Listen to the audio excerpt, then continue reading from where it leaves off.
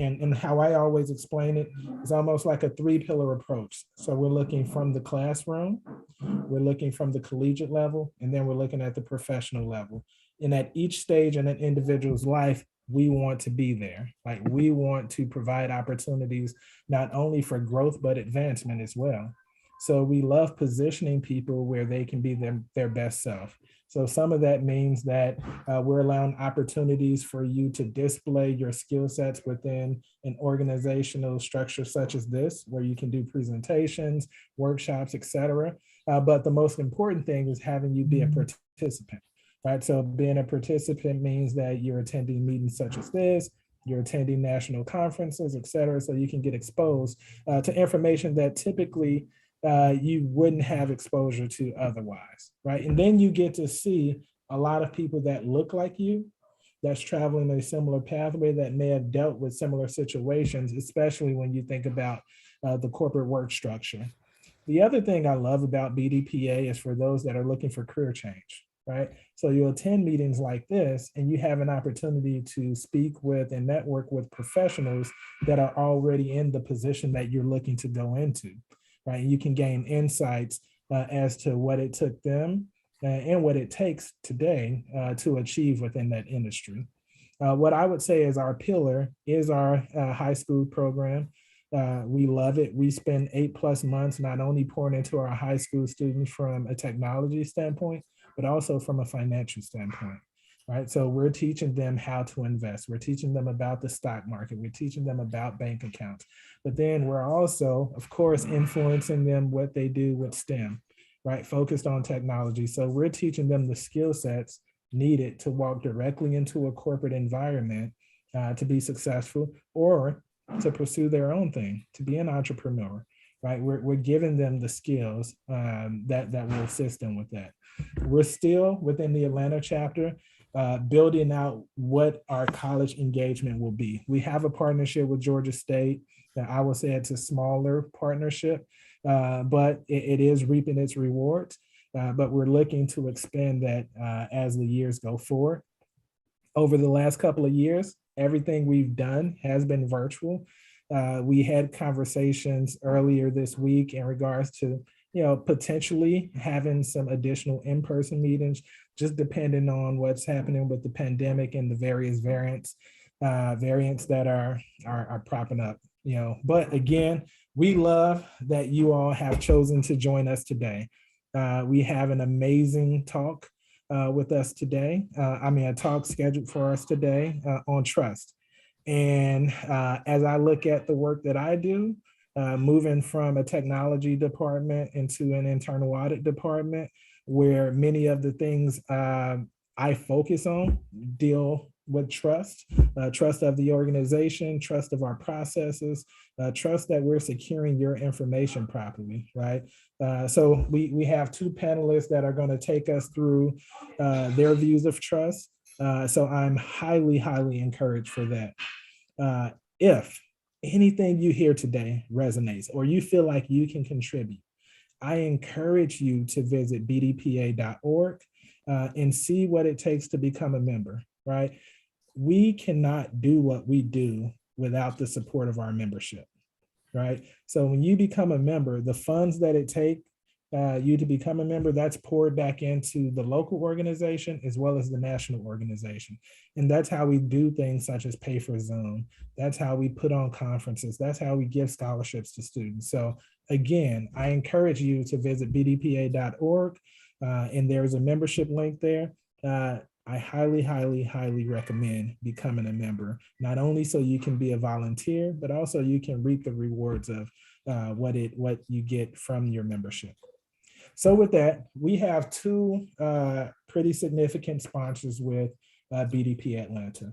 And we always encourage our sponsors to just share a little bit more about what they do and their involvement with the chapter, but also things that they have going on with their respective companies. So I'll do a quick 30-second pitch for one of the sponsors, and then I will turn it over to John to introduce Matrix Resources. And then I'll also give John, as they are our partner organization for scheduling our meetings, an opportunity to bring the panel in and bring me back in so we can get the show started. All right. So I represent not only BDP Atlanta, but also State Farm Insurance. State Farm has been a major sponsor of BDP Atlanta the last 5 years, and we love it. We love the partnership. It was amazing when we were able to host things back at our facility, but more so, we loved the opportunity to not only contribute to the platform that we're using today, Zoom, but also to the students. So State Farm heavily invests in all that we do.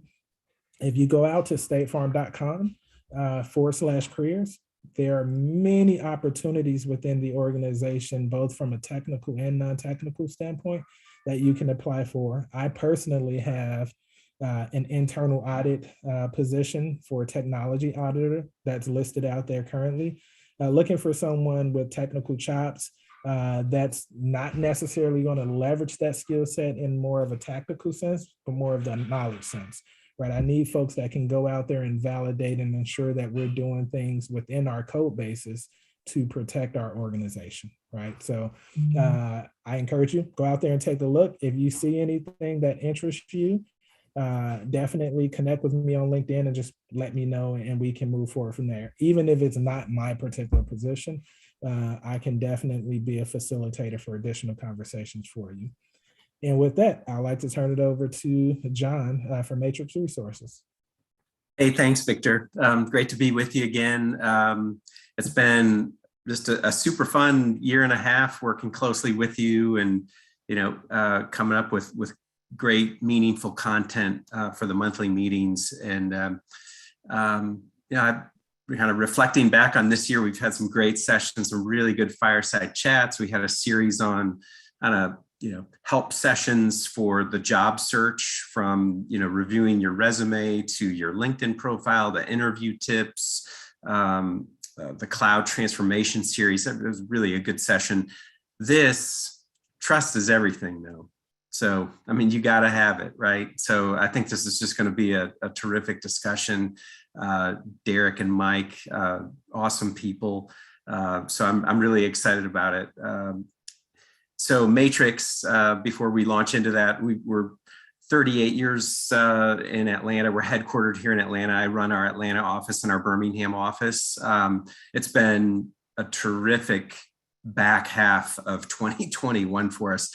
I would have just never, ever seen this coming in the market based on where we were, probably in like the September time of 2020. I mean, there's some really challenging times with the pandemic and everything. And it's just, we've just seen what a great recovery. So if you know people that are looking to change, looking for something new, we have just loads and loads of opportunities from our clients all over Atlanta, all over the country. So please, send people my way if you think we can help them. And I'm looking to grow our own team. So I'm looking for salespeople to keep up with all the opportunity. I'm looking for recruiters as well. So anyways, if you know someone good, I'm trying to grow my team. I'd sure appreciate referrals, and we pay for referrals too. So so anyways, well, let's get on with it. Trust, is it given or earned? That's kind of our opener, and that's a good question. So I don't think there's no way I can introduce Derek to you guys and feel good about it. Just knowing, like, Derek is probably the most dynamic, articulate person that I know. In fact, I had Derek come into Matrix and be the keynote speaker for one of our sales kickoffs a handful of years ago. So that's how much I think of Derek and his ability. So, and it was awesome too. You were fantastic. So why don't I let Derek tell the group about you, and then maybe you can hand it over to Mike, and then Victor, I think, you kind of take over facilitating from there. Got it. Sounds like a plan. Let's run it. So first out the gate, as John said, I do too much, and we can definitely put it up. You see Mike's nod. He knows it. I do. I've written several books. I'm the holder of 6 patents. My wife gets tired of me, and she often wants to tell me, shut up to my face. but she loves me dearly, and I appreciate her for it because she has patience. But more importantly than anything else, and those folks who know me know this is real, I believe in uplift. And I believe in creating high performance teams, and trust is core to that, right? The things that I've done in my career have all been centered around this core component, this core topic. And, you know, the rest of the career, the work, all of that, you know, I'm a connector. If any of you have anything in terms of wanting some assistance, wanting some dialogue, wanting an opportunity to talk, my information's out there, feel free to connect with me. But beyond that, you know, we go to the topic of what's important tonight. Investment core to my career, it's trust. So the question was, is it earned or given? Well, the answer is both, you see, right? It's both. Trust is given and it is earned, and it must be retained. And it has to be, it's only retained through good works. And so we'll elaborate on that as the conversation goes, but I'll toss that out as an answer and let that marinate within you.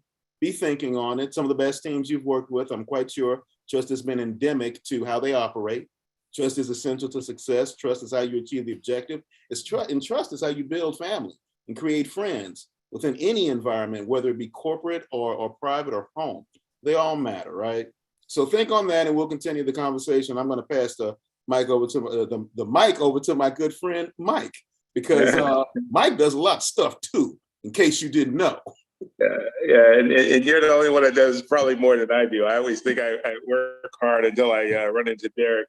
For example, I wrote 3 books. He said he's got 6, so he's always going to one up in one way or the other. But no, I think this topic is something I care about because I build large teams for a lot of large companies, and when I say large, it's teams over 1,000 of people.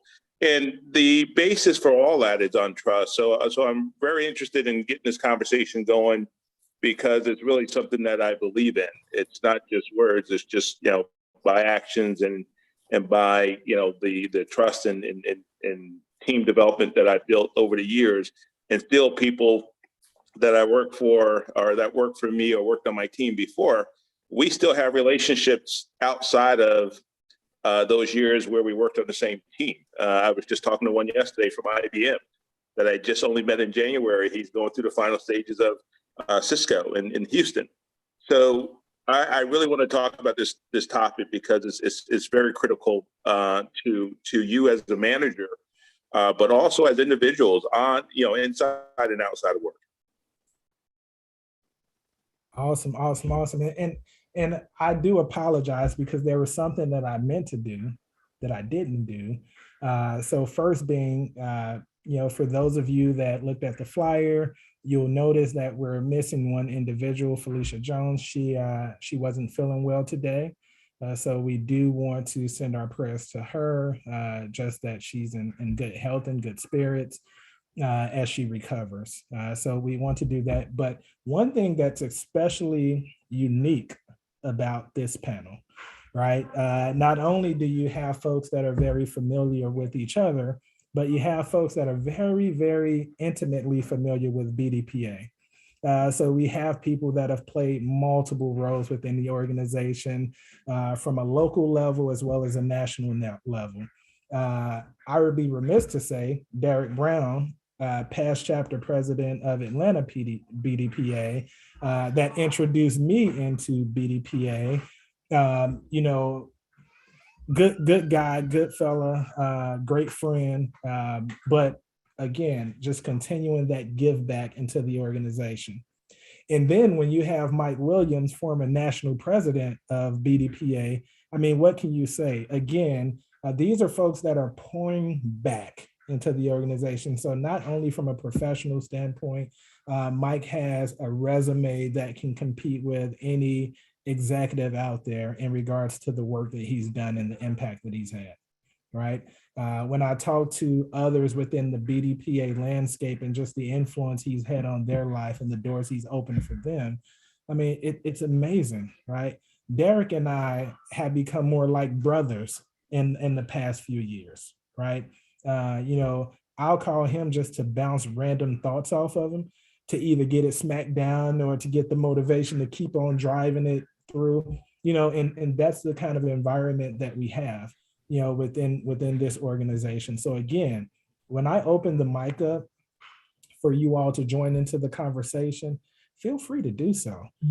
These are some of the most down-to-earth people that you will meet, and some of the most accomplished people, right? So it's rare that you get those dynamics in the same room at the same time, right? So I encourage you, definitely take advantage of the opportunity that we have before us. So with that, I'm extremely excited.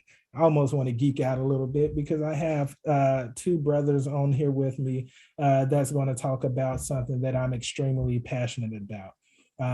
First, there's technology. I love technology. I love everything about it. I love not only the doors it opened up for others, but I love the doors it opened up for me. And then there's trust, right? To Mike's point, I believe in building well-rounded teams. And that doesn't always mean that they're going to operate effectively. But when you hit those bumps, when you hit those roadblocks, trust is that thing that typically can get you over the hump, right? So that very first question, and Derry began to touch on it, that was introduced by John is trust. Is it given or is it earned, and why? So I'm going to toss that out there to the panel.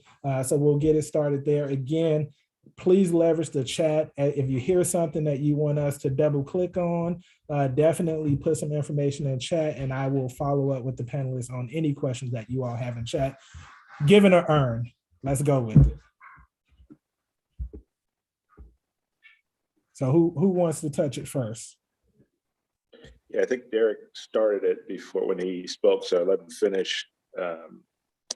Because he touched on both, it's earned and given, and I totally agree. So I'll let him finish that thought as well.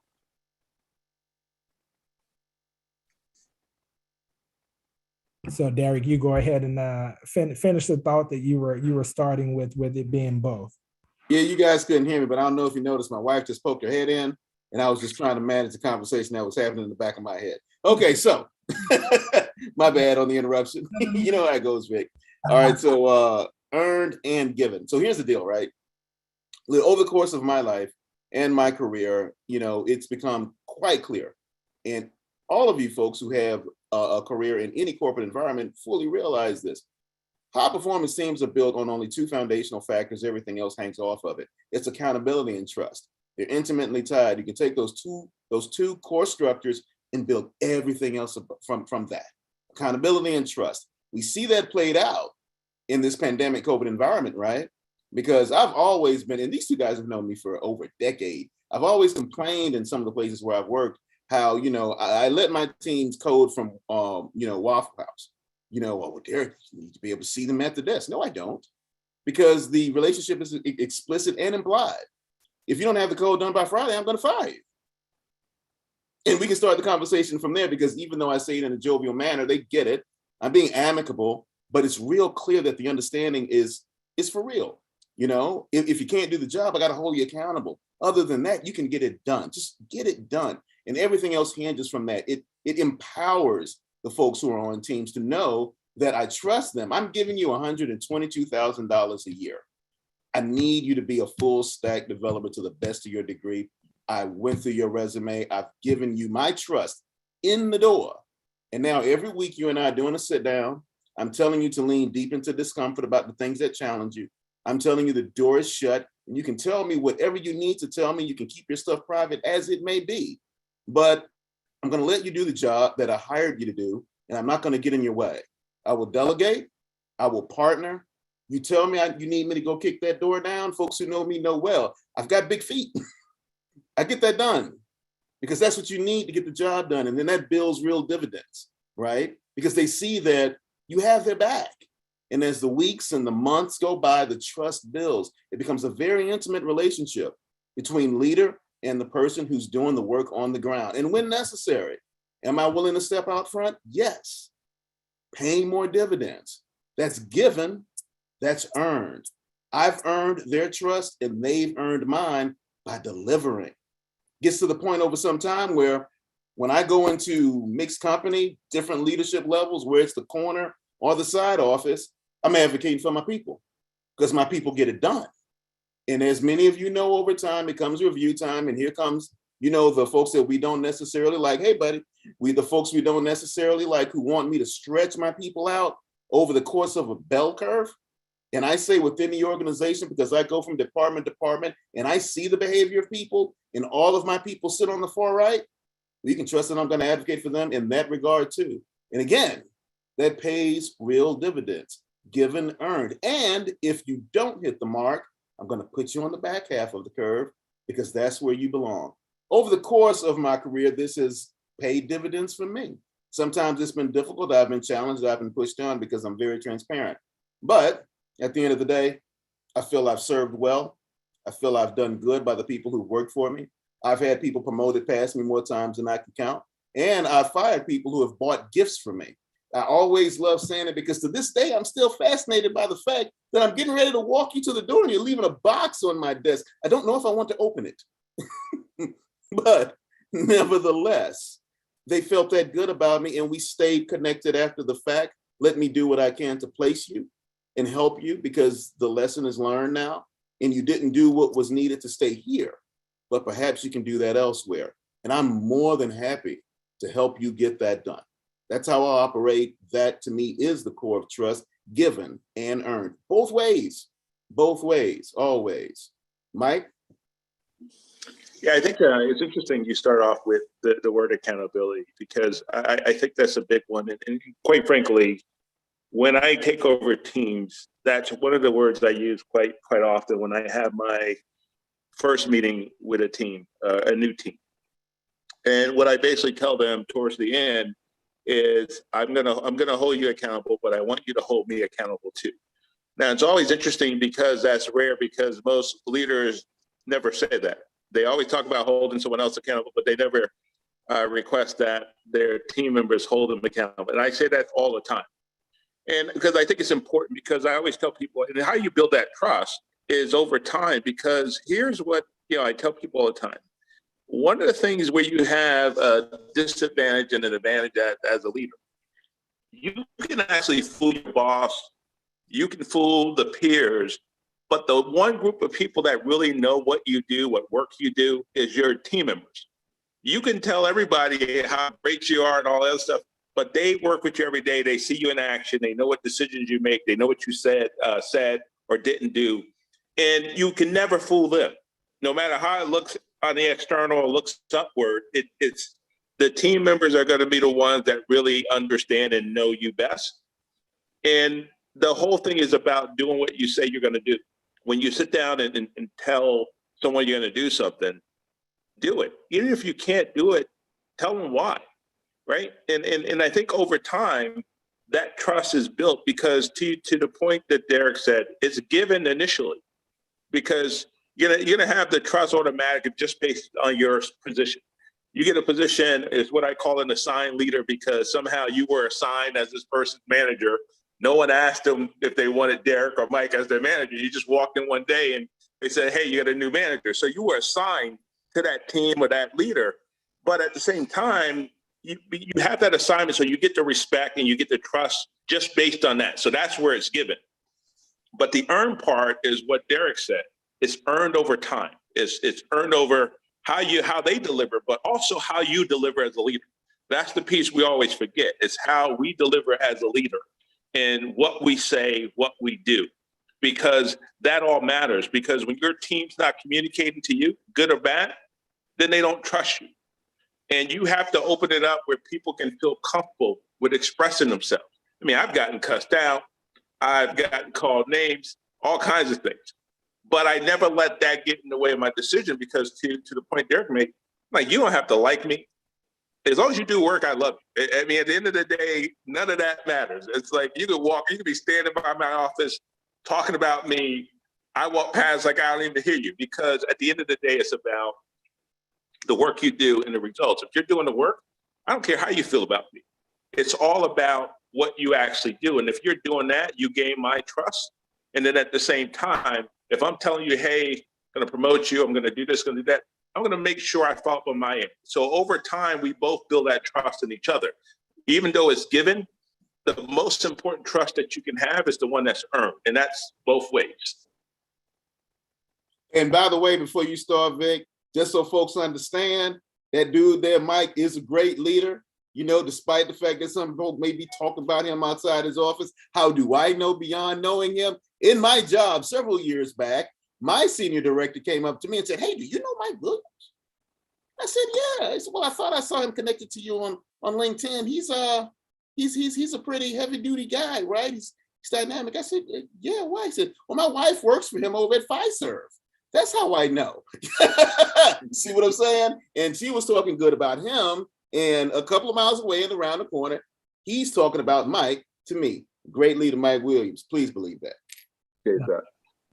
That's an amazing observation of really what it means, not only to have good trust within the people around you, but be accountable for nurturing those relationships and then seeing how it flows full circle. So just like, she was sharing good information, if you're on the opposite end of that, of that sword, it could look a lot different. So something you all said that I think is definitely key to kind of click in on here. And first off, let's be clear and say, trust does not come with title, right? So leaders have certain levels of accountability, just like everyone else, right? So levels of accountability may shift depending on what your title, what your role is, but overall, trust being given / earned, it doesn't come with title. But there's this thing called being vulnerable. So vulnerability, right?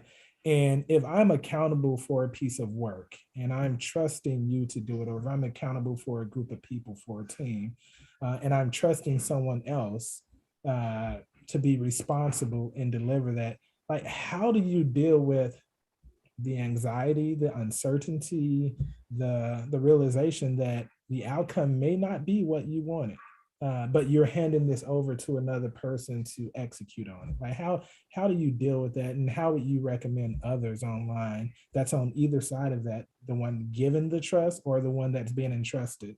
Like, how do you deal with that when they may not produce what was expected? Yeah, that's a great question. One is it's understanding and knowing your team is a big, it plays a big role in how you delegate. So let's talk about that in terms of delegating work. The other thing too is you have to allow your team members room to grow, because when you give someone something new, and I know I do it, when I give someone something new, it's to achieve a couple of things. One is I think they can grow from it. Two is it's stretched enough where they will learn quite a bit from it. And even if they fail, to me, it's still a success because they're learning a lesson, because many of us don't learn any lessons from getting everything right. We just don't. We learn from a lot of our failures. And I think it's important that you put people in a position where they can actually grow, because sometimes you identify high potential folks. Those are the people that you got to give the opportunity to learn, grow, and fail, because those are going to be your best people in the end. And when you got to support them, when they first fail, you can't get on them, beat them up, and all those things, but support them, let them know what went wrong, suggest how they could have done it better. And what you'll find out is that they'll come back better than they were the first time. So you have to be very supportive, and you have to manage some kind of expectations, because if the role itself is a stretch role, as a leader, you can't expect them to get it all right. I mean, that just isn't fair, but you put them there. You have to ask yourself the reason why you put them on that assignment. And a lot of times it's because if they're high potential and you know they can do better than what they're given, because a lot of times they don't know how good they are. And that's what I love. I love taking people from where they are and put them in positions. And that's where you get the people cussing you out, whatever, because they don't understand what you're trying to do until later they realize that you put them in those positions for a specific reason. That's what I love, because it's not about you doing it for them.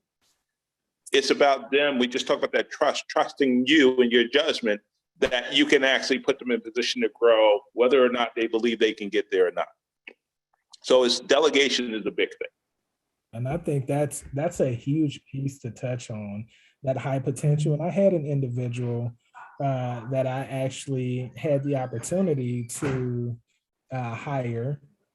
and promote before they did one piece of work, right? And what was explained to them is that, hey, like I see something in you and I know you're going to perform well. Like I know it.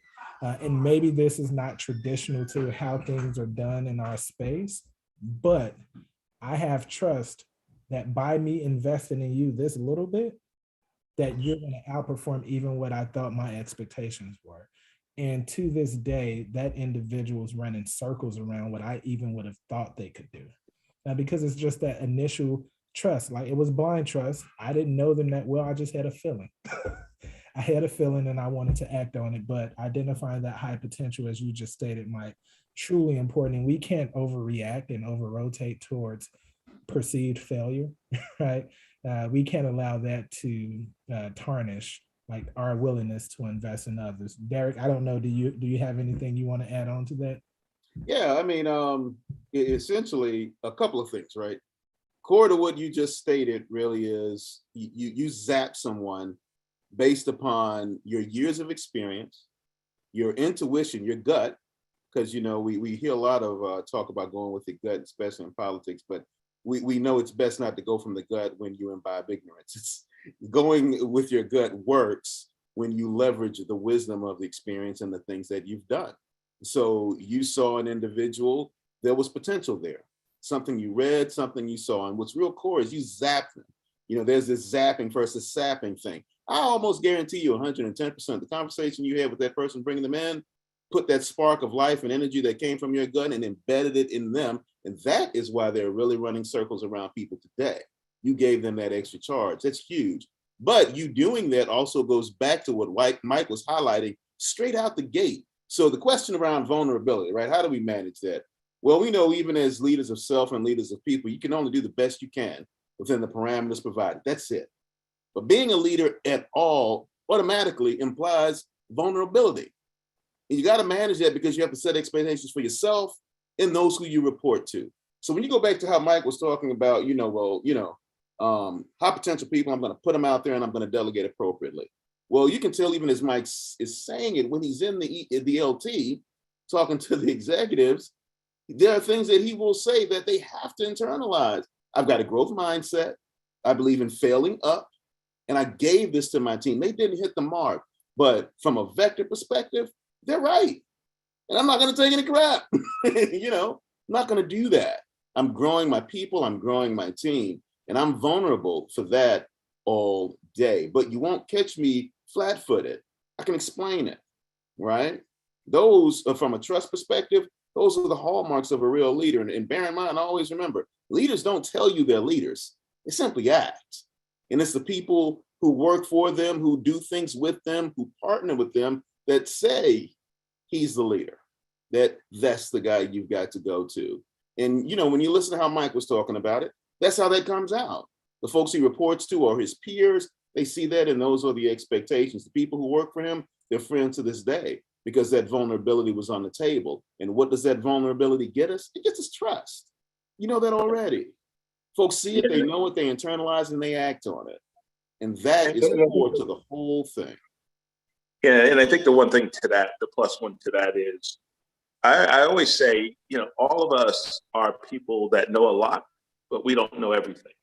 That self-awareness is really what it's about, because, people always say, Mike, you know this, you know that. I'm like, yeah, I know a lot, but I sat on the call with a guy for an hour last week, and I learned more in that hour than what I ever thought I would learn.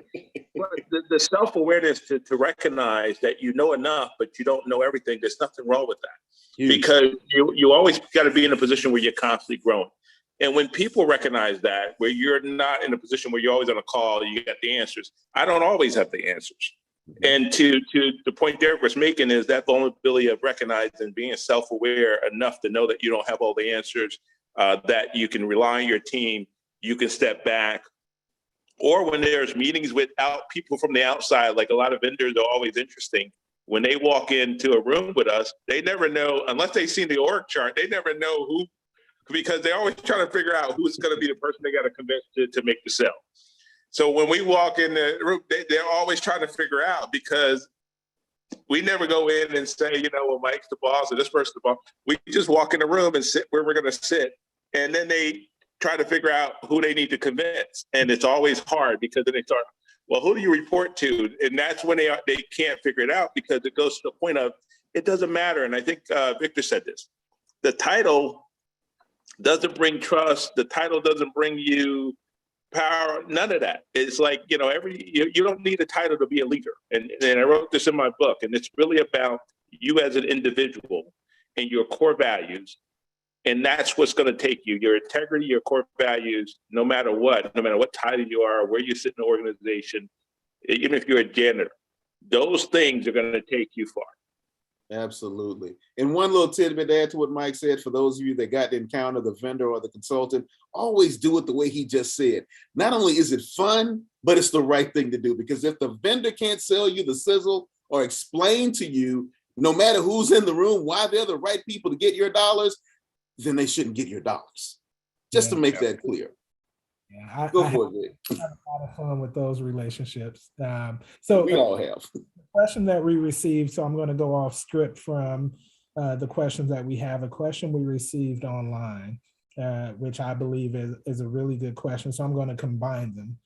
So one is, in this new environment, in this hybrid virtual environment that many companies are embracing. So I'm not going to say it's new in philosophy. It was here. It just wasn't embraced by many companies. But now there's an openness to allow employees to be more dynamic in where they're working from. How can you build true trust? So business relationships in this virtual hybrid workforce we're in today. All right, I'll jump in on that one. So interestingly enough, in the recent book I just finished around diversity, equity, inclusion, I pushed that out there to try and get some critical perspective on DE&I and belonging in my work in that space at McKesson. One of the things that came up is, how do we build these relationships and do the face-to-face work in a virtual environment? And I took it from a different perspective, because you guys know me well enough when I throw this out there. The hallmark of the critical thinker is the ability to internalize the perspective of others, most especially when that perspective is violently or diametrically opposed to your own. So always be thinking about the shoe on the other foot, or how the other person is seeing it. So everyone was saying, I can't get the feeling, I can't get the emotion, I can't see the person face to face. So there's a failure from this virtual perspective, and that's hard in terms of building trust, building teams, building high performance. Well, I said, let's take it from the other perspective, literally, and think about some of those things. Well, one of the things that I noticed first out the gate is, when we went virtual, we might be in the meeting, but the nuances and the looks and all of that stuff, especially when I demand that you keep the camera on and your mic stay open, except for when we're being really regimented about who speaks, I get a lot of different information. Some of the information that I didn't get when I was sitting in the room, because I would focus on one person and I didn't see you playing video games over there out of the left of my eye. You understand what I'm saying? There are 10 of us in the room, and I can't necessarily see all 10 people. But when I put you in panel view here, I see all of you. And I see whether or not you're looking up, you're looking left, you're looking right. I see if you're paying attention. For the most part, now, you might be looking at an email right now. But if you're in my meeting and I'm asking you a question, if you don't necessarily know the answer, then you're wide open. And that's not a negative thing, it's just an open thing, it's a true thing. Just like when we were starting and Vic was like, well, Derek, you go. And Mike was looking at me, he's like, Derek, you go. And I'm like, I was listening to my wife, I don't know what they're talking about. That came out, that was real. So I think it's a transference of some real emotional human metrics, measuring points that have shifted, because we're virtual now, but you just have to be cognizant of them. And in terms of developing that trust, I was still able to do it. Why? Because I maintained my one-on-ones, or I had a higher level of frequency around talking to people face to face. And I let them know that the same vulnerability that I had before is implied now. And I've run teams that are both here in America and across seas. And the only way to do that is to be virtual. Now, you got to think innovatively about how to manage that in this so-called new world. But when you think about it, many of you have been in that world already, because half of your team is on the other side of the planet. What are the things that you do to engender trust with them? Some of the things that I did, I sent them gifts. I sent them surprises. Something would show up at the building. It's a box. It's from America. Who is this? Oh, hey, it's Derek. Eat that, right? Open engagement. It's not necessarily that complex or that hard. It really is a human nature thing. So how do you think around the challenges of looking at each other camera to camera? You all are getting a full spectrum of emotion from me tonight through my camera and through my speaker. Those things are still valid. You know, it's just a matter of how you apply them, how you utilize them, and the data that you get back, how do you turn that into useful information after you've digested it? Those are the things that you have to think critically about, and they can all be utilized for maximum effect. Mike? Yeah, I think the biggest thing for me, even in this hybrid workforce, in terms of building trust, for me, it doesn't actually change from when we were working prior to the pandemic, because, you know, to Derek's point, we've all for a long time have been used Zoom or Google Meet or whatever tool you have, even when we were in the office, because we got global teams. Is like you were always on those things. You know, I was on them regularly, and then sometimes 3 in the morning, depending if it's India or some other country. So it doesn't change for me. It's always the same. And we kind of talked about this earlier. I lay out different objectives and metrics for the team, and everyone has, and every leader has it. And for me, it's always based on the results. That's how I manage. I try not to micromanage. I work with people to really lay out some key objectives and what they need to do. And even if I don't see you, I see the work you do, because we set up a strong governance where we can look at progress. And that's what tells me. And believe it or not, that's why a lot of companies are comfortable with this whole thing with a hybrid model, and then some people working remote. Because the thought before the pandemic was that, you know, people would be home, they wouldn't be working, this or that. So over this pandemic and everything else, they realized, like, no, people are actually working, and actually they're getting more done. And the truth of the matter is, I think we all can agree, we're actually in more meetings than we had when we were in the office, right? Hello. So even the CEO, who I know was vehemently against working from home. I read an article, he's like a champion of it now, right? So it changes. So what they realize is that people can work remotely, people can be reliable, people can get things done working remotely. So when you build the trust, and it goes back to the trust thing, based on producing results, then it doesn't matter whether it's a hybrid or if you're in the office. It's just really always going to be about getting things done. Yeah, and I Those think two foundational factors, right, guys? Trust and accountability. Yeah. Accountability and trust. Because either you do it or you don't. And if you don't, then you should be expecting something. Bottom line. Yeah, and I feel like my the Chicago root in me kind of comes back in. And when I get to the core of this question, kind of what I see from this, it's asking, how do I know you have my back, and how do I let you know I got your back, right? If we're not in person, you don't feel my energy, I don't feel your energy. How do I know that we're pathing the same direction? And this is a place that I love. If that was the core of that question, this is the place that I love, because I feel as a people that sometimes we give too much ownership of ourselves to organizations, which cause us to look for things that aren't necessarily contributing to our professional growth and professional output, right? We're giving our energies in a way that's not reciprocated, because we don't have ownership in that space. We're contractually obligated based on a salary, to do a particular job and, potentially produce particular results. But the reality is that it's not mine. Now, I am great at this. I believe in relationships, and I always caution my employees with this. I am going to make you feel really good. Like, that's just my personality. Like, whether we're dealing with the hardest of situations or the most joyous of situations, I'm going to make you feel amazing. Right? That's just what I do. It's a gift, and sometimes it's a curse, but it's a gift. But I don't want you to be confused. Like, I don't want you to feel that you have to give of yourself something that you're not going to get in return contractually, right? So you give me that 150%, you're working an additional 10 plus hours, and you're making sure we're hitting the mark because you don't want to fail me because I make you feel good, But you know, that's real critical, Vic. And you know, because it's kind of funny, right? I think we've all been in that space. But even as you were talking about it, you know, Mike does so much, he might not remember this, but in one of the conversations he was having with all of us, he was talking about, you know, recognizing being uncomfortable and staying uncomfortable for a purpose, right? So I've given 150%. I've often, and I've coached and mentored that often enough, you have to do that just to be recognized because of our given ethnicity. And it's made it difficult, but you got to recognize when that's true and when it's not.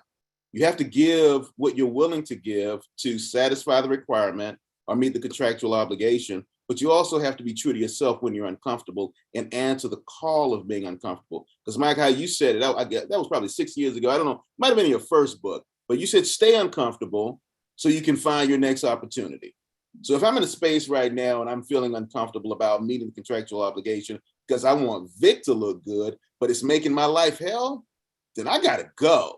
And I think one of the things that I coach most effectively and strongly to folks these days is recognize that so that you can take the time to fulfill your real potential and build what you know you need to build for yourself. Because it might not be within this corporate environment. It might be someplace else entirely. In building accountability and trust between us when we're having those conversations, a good leader is willing to say that and talk to someone about that and give them the space to say it back. Derek, I don't think I want to work for you anymore because I'm not feeling it. All right, well, get the hell on. I mean, you know, quite literally, but not in a negative fashion, not to be mean, but say, look, if this is not the right thing for you, because here's the deal. I'm going to fight others if I realize that the pressure they put on me, put on you, has pushed you to work every Saturday and Sunday. That's out. I don't want to do that. If we're under the gun or it's something that we are all stretching towards, then that's great. But if I'm watching the Bulldogs on Saturday and you're in front of the machine and I found out after the fact you did that, I'm pissed. That man I don't want you to do that. You mean watching the Yellow Jackets? That's what you meant. That's right? what I thought I heard you say, and I can't believe you said that out loud. You should be ashamed. You should be ashamed. Now, I don't want to say anything else about the Bulldogs. We're going to leave that alone. Two more games. Stop talking, Mike. Yeah, the key to what Derek said, and I remember what you're talking about, because two things that I think people should remember. One thing I always say is there is no growth in comfort, right?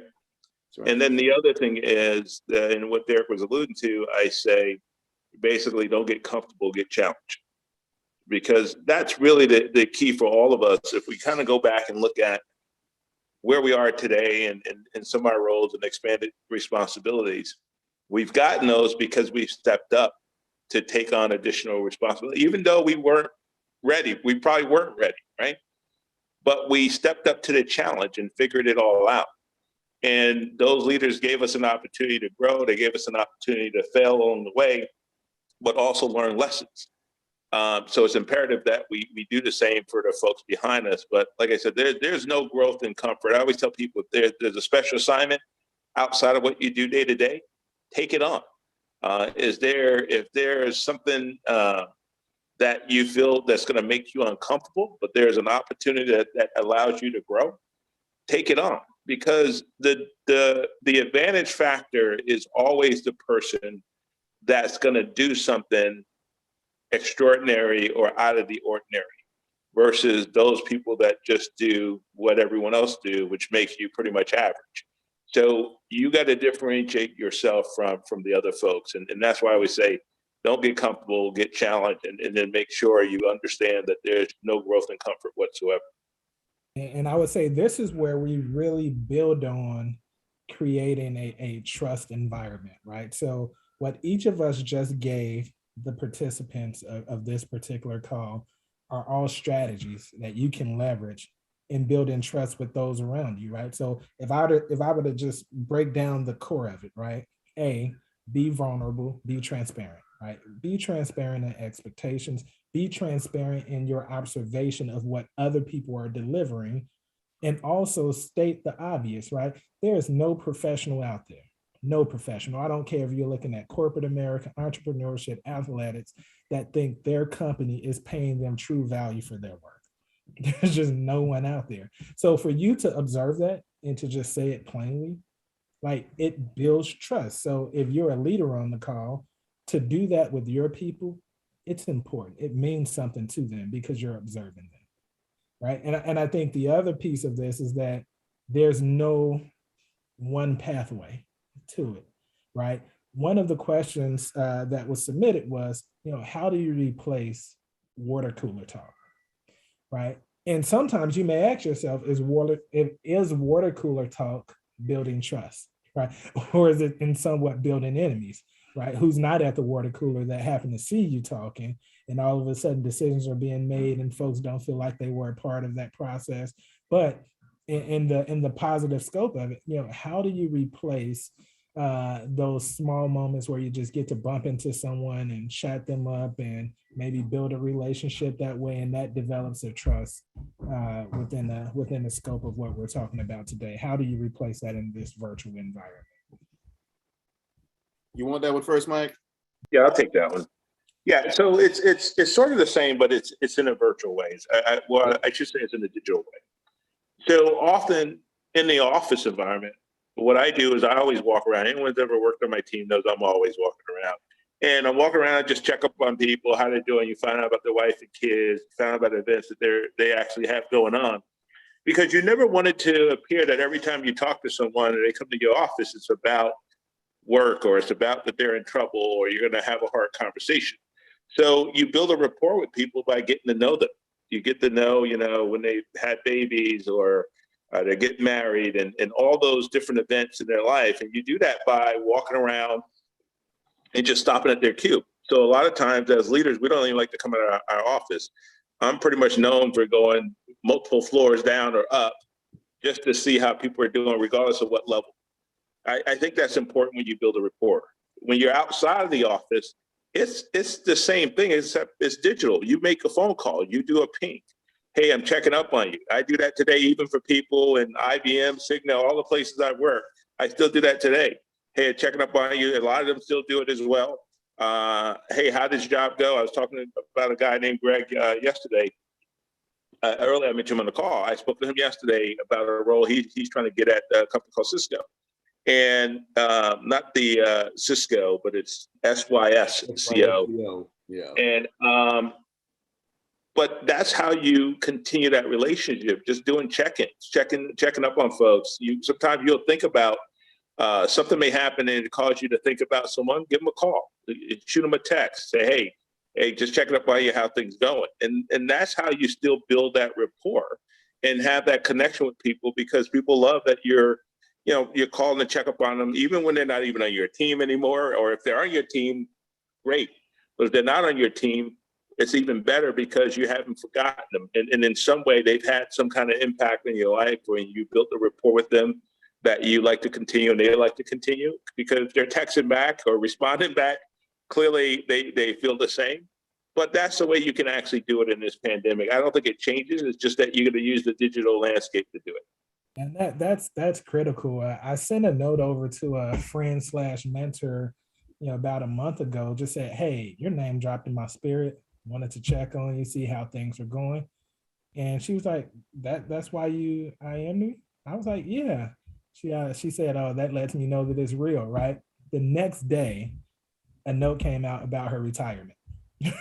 Wow. Nothing about the retirement, but it's just those little things that you can do, and you never know what impact you're having on someone else. Just those small touch points. You have to be a bit intentional about it, because you're not just bumping into folks. But if that thing drops in your spirit, just act on it. It takes a couple of seconds to drop a quick 2-3 words, and you never know where it's going to go from there. Derek, I don't know if you want to add anything additional.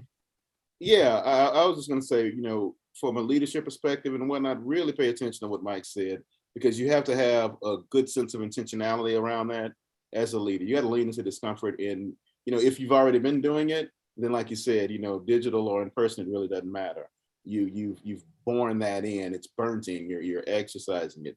But for many of us, unfortunately, it hasn't been. And so you got to push a little extra, a text message, that type of thing. Are you all on Slack channel? It's just a few of you. Lean on that, send a message in Teams, or, really, because folks are tired of Zoom meetings and Zoom afterwards and Zoom. But at the end of the day, still be innovative about which tool set you want to use to connect. Now that's for leaders. For leaders of self, individual contributors and whatnot, it can become a bit heavier load. And we also got to remember that cooler talk is most often about rumors and garbage, unfortunately. But still, it's an integral part of the culture. So I will say this, for those that want to talk at the water cooler, we already know they're going to figure it out because they were talking to people anyway. We can put that over on the shelf. It's going to happen. But for those that are sincere and want to connect, then I think it goes more to what Vic just said, because often enough, we know it's human nature. You hear your spirit talking and you ignore it. And I mean, I would like for every listener to think about that time when something and you said, well, let me reach out to so-and-so. And you said, well, I'll do it later. And that is like really grown in this COVID pandemic space, and later becomes never. The difference is when you hear it now, answer its call, text, send an IM. And just like what happened with you, Victor, like, well, what's going on? I'm just wondering what's going on with you. How have you been? Answer that and then speak to it. Because when you do it from that perspective, they feel it, even though it's over these digital lines. The sincerity is real and your transparency comes through. You were just asking to see what's going on. Perfect example for me. I'm going to go meet a guy that worked for me 2 years ago in the morning because why? He decided he wanted to reach out to me and say, Derek, it's been a minute, but I'm making Romanian sausage for Christmas and you need to come get some. And I'm like, I'm getting fat, but I'll come get the sausage. He's a good guy. I'm going to go meet him tomorrow morning at 8 o'clock and I'm getting my damn sausage. So there you have it. You getting sausage. All right, I hear you. You're getting our sausage. Yeah. Well, look at you. Look, this is going to be all in the beard, man. So when we think about trust and we think about engaging, so let's look inside for a moment here. Let's say someone trusted us with something and we failed. How do we recover from that? What's our approach? How do you begin to build? I mean, and it's hard to say build back trust because I'm hopeful that people will allow you the grace to fail. But in the essence of, maybe it's a contentious relationship after that failure. How do you begin to build back up, not only trust, but your brand? It goes back to how this started. Because if you failed and you've kind of broken that trust, it's a level of accountability. You have to go back and admit that you were wrong and you made a mistake. Because that's the only way you can actually start repairing it, is having that ownership of if you had a decision you made, or it's not even just someone confiding in you, it's a decision you could have made that was just bad, that affected a lot of people. I've actually done that, where I made a decision that didn't realize it was would impact some folks. I had to actually stand on that and go back and stand on it and apologize and say, hey, look, it was my call. I didn't realize it would do this or that, and let me make it right. And then you just figure out how to make it right. And in that case, unfortunately, I was able to do it. But they appreciate the fact that I stood up and said, hey, it was my bad, apologize to them. And then I tried to figure out how to make it right, because it was really bad for some. But you got to just own it, because if you're telling them to be accountable, regardless of how bad it is, you have to be accountable too. And you have to own it and make sure that if it's on you, you tell them it's on you, and you tell them you apologize, and if it's something you can actually fix, go do whatever you can to fix it. That's it. That's really it. And we see the truth in it from public to private enterprise. Mike hit that nail on head. And unfortunately, history continues to prove that bad human nature wins out, right? So I see you put that question in there. Why is it challenging for leaders to admit fault? To what Mike just said, accountability is a heavy duty thing. And it hurts. It hurts. But every time we've seen it, it becomes open or it's aired out and the person doesn't take accountability, invariably, the pain is prolonged, not just for the people that it affects, but for the leader too. always the same. When you find someone who says, I did it, I own it, no matter what the repercussions are, it always 100% of the time turns out better. Now, the person might be working somewhere else, but that's a good thing too, just to be real plain. But 100% of the time, when they don't take accountability and they compound it with a lie, it turns into a capital case.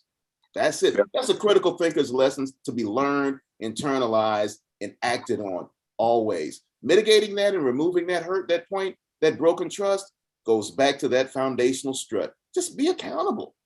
Be accountable to the people who you work with and report to you. And more importantly, you'll realize you got to be accountable to yourself. And so now let's turn that mirror around to those that we engage, because I know this is a situation that many online have probably dealt with at some point in their professional career. When someone either breaks your trust or does something that show that, you know, there is a lack of trust, but you have to consistently engage with them in a professional way. How do you deal with that? So, you know, as professional as possible, you know, when you're dealing with backstabbers, you're dealing with ladder climbers, folks that, you know, want to stand on your shoulders so they can see higher. You know, how do you deal with consistently going into environments where you're engaging that individual when you know that there's a lack of trust there? How do you do that professionally?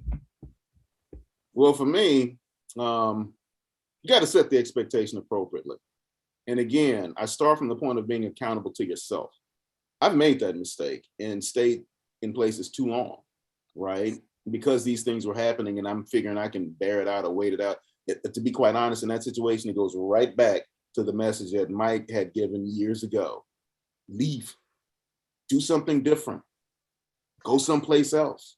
But if you're in a situation where you do have to go in every day, then again, you got to set the expectation and take the time to build your network and set your groundwork, because this has happened to me too. Advocacy always works well when you're being honest and transparent and building trust in as many different areas of connectivity as possible. I was on vacation and a guy lied about my code. I was doing the client service side. He was doing some mainframe work, and he's in a meeting telling folks that I'm not even there, that my stuff is all buggy and I don't know what I'm doing. And, you know, you guys need to debug his stuff. Well, the specialist who was over the entire project said he waited for the guy to finish. And then it was comical. I loved it. Came back again. Advocacy works and transparency and trust works. I trusted him to have my back, and he did. In that meeting in front of leadership, he said, I checked Derek's code myself. It works fine. Have you debugged yours? He hadn't. He just made an assumption. For whatever reason, my code was bad. It was not. It was not. So I had to come back into the environment and set the expectations with this guy. You know, you look, I've paid my dues. I do my work. We get to decide, you and I, we get to decide where we go from here. How are we going to work together? Or are we not going to work together at all? Because as you see, I have advocacy in this space because I've always been true to myself and the people I work with. That always serves you best in your stead. Do that. And I didn't want to be in that position. I didn't want to marginalize that guy, but you don't get to lie on me and violate trust within the entire team by doing that. Be true to yourself and let folks know that's who you're going to be. What they're saying out in the streets now, Derek, is what's being given by you and Mike is $1 million worth of game, right? Your brand matters, right? How you carry yourself, how you present yourself in every interaction with the different people that's within your sphere of influence, it matters, because right. That can hold up better than someone issuing something against you that doesn't fit with your brand, because people will know. They'll say, that doesn't sound right. Sometimes it may be true. Yeah. That just doesn't sound like Derek. That doesn't sound like Mike. I don't know if I can really trust you now because you're throwing out all of these things, right? So your brand matters, and that's probably the thing that will carry much more weight when it comes to you dealing with folks within that corporate environment that, you know, are out for self, and again, for those of you that have worked with me personally, you know the type of things that I push, right? I'm the one in the meeting that, I have no issues with stirring the pot, I will say, because at the end of the day, emotionally and from a temperament standpoint, I know I can handle it. So I prefer some others not do it because they may get a little more emotionally involved. Whereas I can go in and talk about it, and I'll leave and I'll have a cheeseburger, kiss my wife, hug my son, and I'm good, right? But you do deal with a lot of folks that make it challenging, I would say, in the workplace, and they try to set up scenarios for you to fail. So identifying those pitfalls, having trust in self, and continuing to build a good brand is a nice way to offset, those things happening. Yeah, and I want to add one point to that, because your brand is the biggest form of trust that you have, right? Because when you think about brands like a Coke or a Nike and those things, that when you see those brands and you see the logo and you see their branding, there's things you think about. In some cases, quality, some cases, athletics, but those are brands you trust based on what you know about them. It's the same for a person. People will trust based on your brand, as you alluded to, in terms of what they know about you. Sometimes, a good example, I can be raising money and I'll go and have, an event supporting someone. And usually you got to go and explain, here's what we're doing or whatever. Sometimes people will just buy the ticket just because I asked. They have no clue what it's for. It's just like, yeah, here you go. Because they know, just like you said, based on what you do, they trust you, so they don't have to ask the 1,000 questions they would normally ask someone else. They know that if they're giving money, it's going to be in good hands. It's going to get to where it needs to be. But that's the brand you build, and you build that brand around, being trustworthy. And I think that's important. Absolutely. Definitely. No, we've been having amazing dialogue. I think, for those of you that are online, I hope you are taking notes. Every now and then I find the IT guy in me, because I'm not a written note guy. And I do notice, which I probably need to do this. And Mike, you can confirm if this is a thing I need to do. Most of my executive friends, they always have their notebooks with them and they're constantly writing. I'm constantly typing. So I'll even type on my phone if someone is talking, because I love searching things, right? And I know nowadays with tablets, you can write and then it will translate it into digital context for you. But I love searching.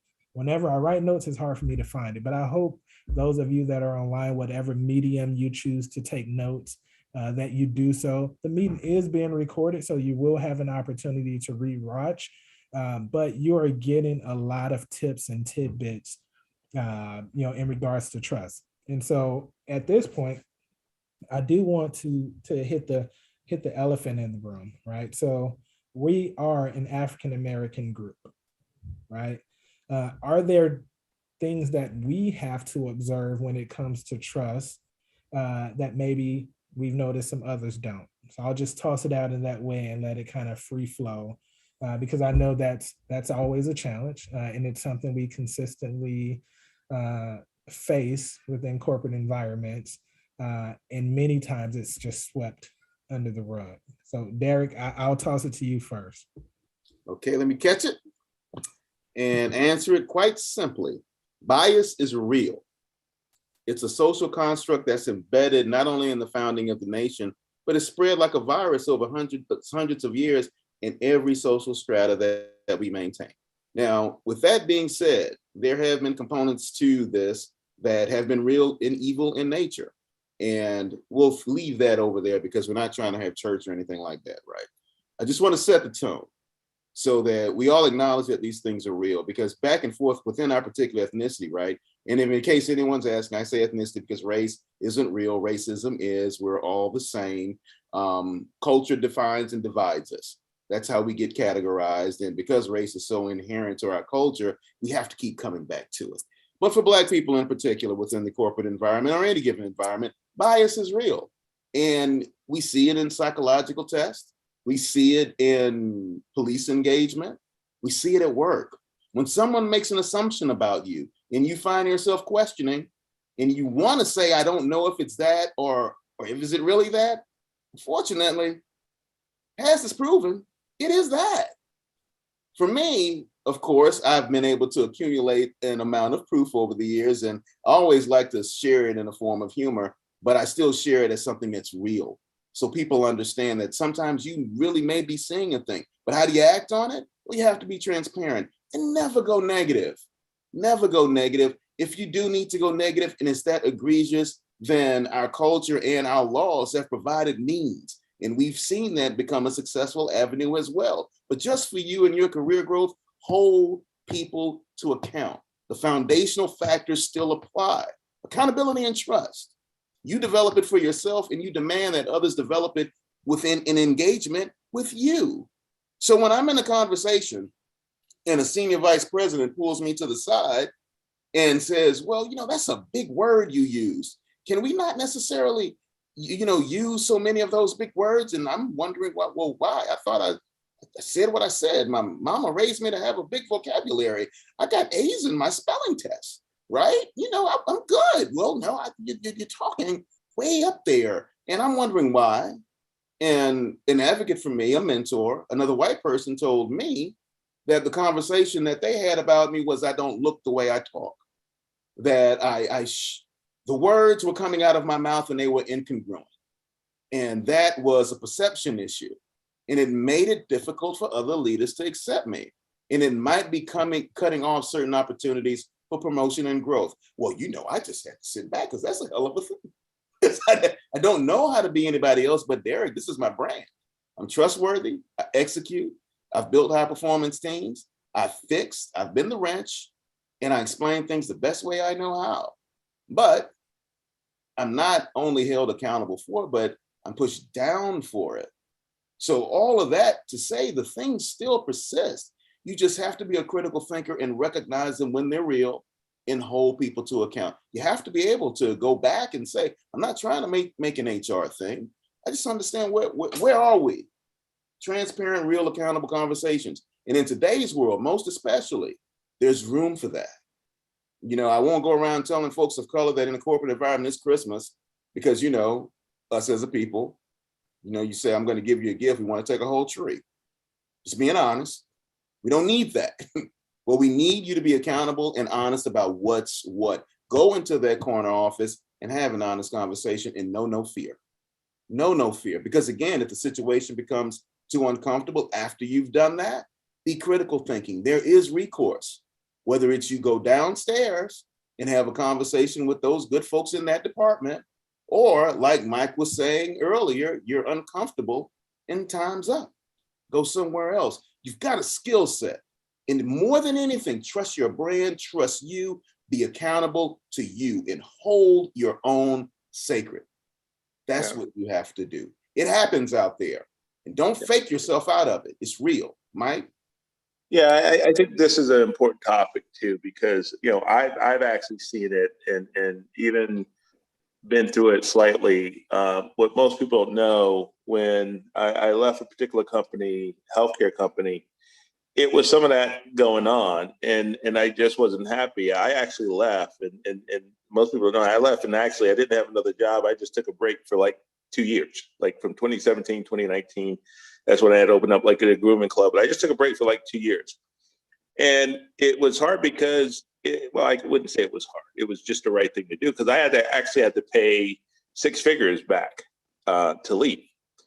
But it was that important because there was some of that going on where they expected me to be a certain way, do certain things. And I'm one of those people, I just have direct conversations. And anyone that knows me, because Derek talked about the ELT, usually that's where I have all the challenges because it's not with the other folks. Because if I feel something wrong, I'm going to say it. And I've been in a position where, especially since my daughter's birth, it got to a point where before, my daughter, it's like you're chasing titles and all these different things.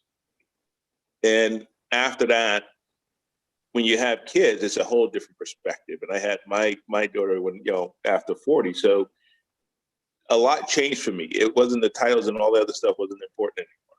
So I basically work based on if I feel comfortable at a company.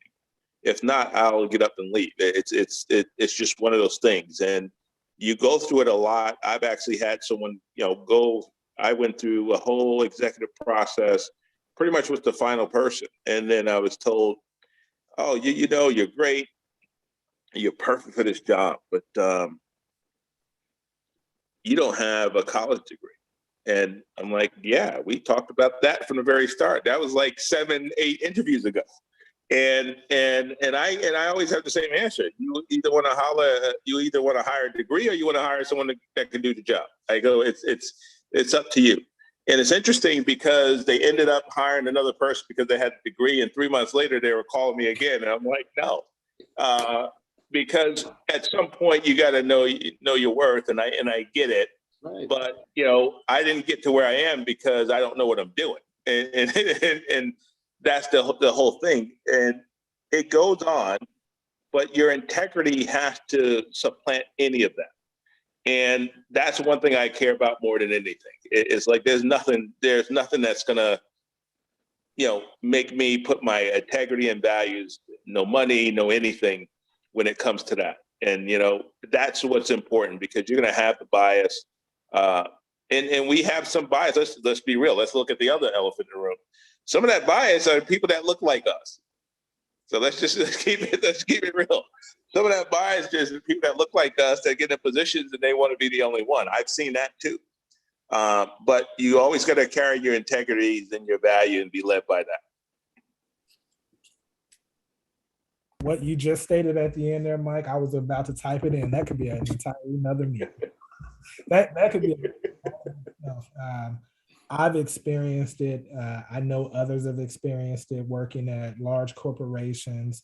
I'm at a Fortune 40 company, and I'm not going to call any people out, but when I started, back at our corporate location in Illinois, you'd be in a hall and you see others that look like us, and you're trying to basically get game, like, okay, how do I exist here? I'm first generation, not only college grad, but corporate worker.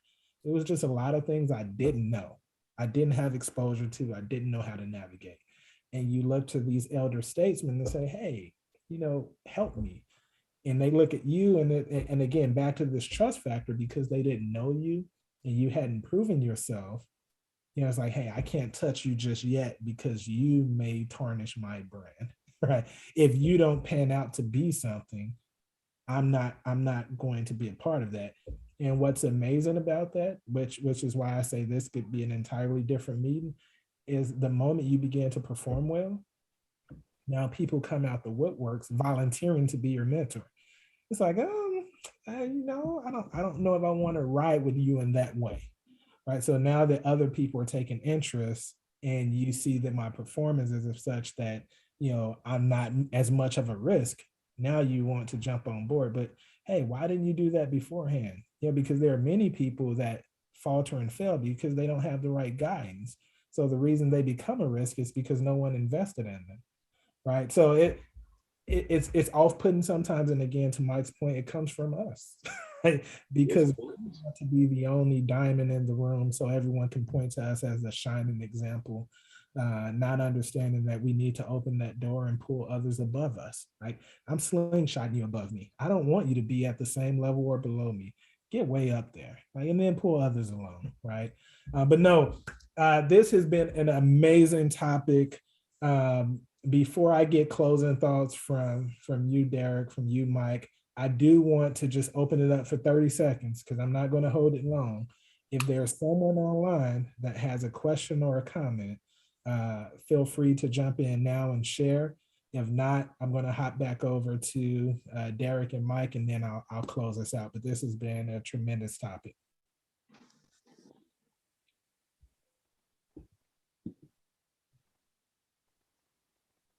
Awesome. Don't like the awkward silence, so I'll just say it. I loved it. It was so good. I was taking a lot of notes, and I learned a lot as well. So thank you guys so much. That was awesome. Thank you, John. All right, silence is golden. Vic, want me to run it? You go ahead. All right, well, I'll leave you guys with a few salient things, right? First off, always be critical thinking. Again, the hallmark of the critical thinker is the sincere ability to internalize the perspectives of others, most especially when that perspective is diametrically or violently opposed to your own. That is the way you should walk through these days of challenge. Always be asking what, who, when, where, how, and why, and don't be afraid to break the conversation back and start at the beginning. That is your critical thinking approach. And then don't lose sight of the fact, again, as we're building trust and we're building high performance teams, those two foundational factors, accountability and trust. Accountability and trust.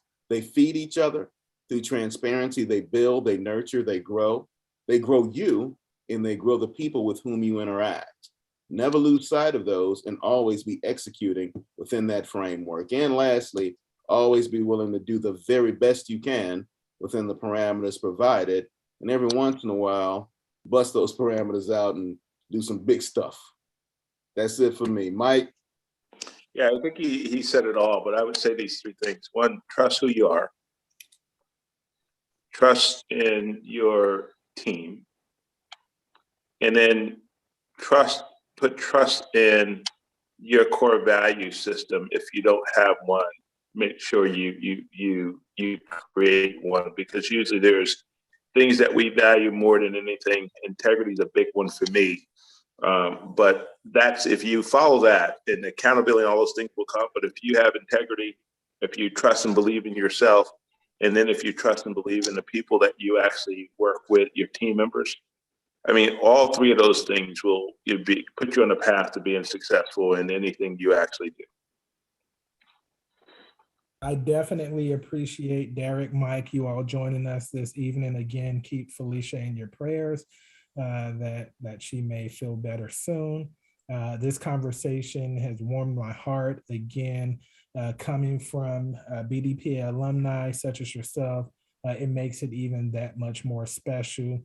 For those of you that had the opportunity to join today, if you heard anything today that makes you want to hear more, I encourage you, I implore you, go to bdpa.org, consider becoming a member of the BDPA universe, as well as BDPA Atlanta. We will value your membership, as well as your volunteerism or just participation in general. If you have students that you want to expose to technology development, our registration will be opening up soon. So stay connected to BDPA. We'll put information, and I know many of you joined us from our meetup organization. So we'll put information out there where you can get your students signed up.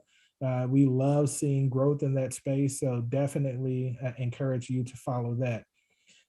If I can close with anything, I think Mike hit on it, and that's trust yourself, right?